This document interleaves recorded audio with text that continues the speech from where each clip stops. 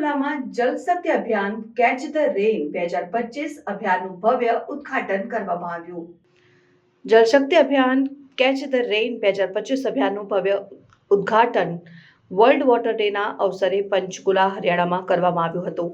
આ અભિયાનનો મુખ્ય ઉદ્દેશ પાણીની સુરક્ષા, વરસાદી પાણીના સંચય અને ભૂગર્ભ જળના રિચાર્જ પર ધ્યાન કેન્દ્રિત કરવાનું છે. આ કાર્યક્રમમાં કેન્દ્રીય જળશક્તિ મંત્રી સી.આર. પાટીલ અને હરિયાણાના મુખ્યમંત્રી નાયબ સિંહ સૈની ઉપસ્થિત રહ્યા હતા. અભિયાન દ્વારા પાણીના સંચય માટે વૈજ્ઞાનિક આયોજન અને સમુદાય આધારિત ઉકેલો રજૂ કરવામાં આવ્યા છે. આ કાર્યક્રમમાં વિવિધ નવીન પાણી સંચાલન પ્રોજેક્ટ્સનું ઉદ્ઘાટન કરવામાં આવ્યું હતું. મહેન્દ્રગઢ જિલ્લામાં 400 કૃત્રિમ ભૂગર્ભ જળ રિચાર્જ માળખાઓ માટે પાયાનું પથ્થર મૂકવામાં આવ્યું હતું.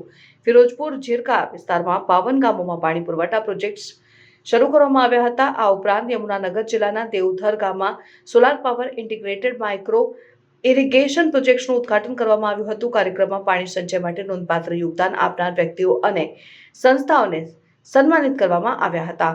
કુદરતી ખેતી માટે કુરુક્ષેત્રના રાજકુમાર મહેરા અને ડ્રીપ સિંચાઈ પ્રોત્સાહન માટે ફરીદાબાદના ભારતીય સરપંચને સન્માનિત કરવામાં આવ્યા હતા. આ સન્માન દ્વારા પાણી સંચય માટે લોકોમાં જાગૃતિ લાવવાનો પ્રયાસ કરવામાં આવ્યો છે.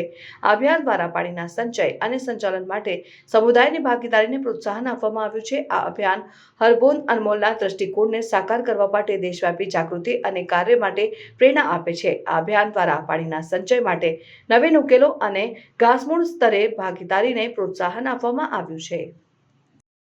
आज जो जल जीवन मिशन के द्वारा भी जो पानी दिया जाता है, उसकी वजह से लाखों बच्चों को मौत से बचा पाए हैं.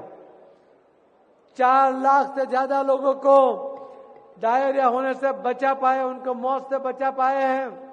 करीब 8.5 लाख करोड़ रुपया लोगों का जो आरोग्य पे खर्च होता था, सरकार का तो अलग होता था, लोगों का जो पैसा खर्च होता था वो भी उसमें भी बचत हुई है.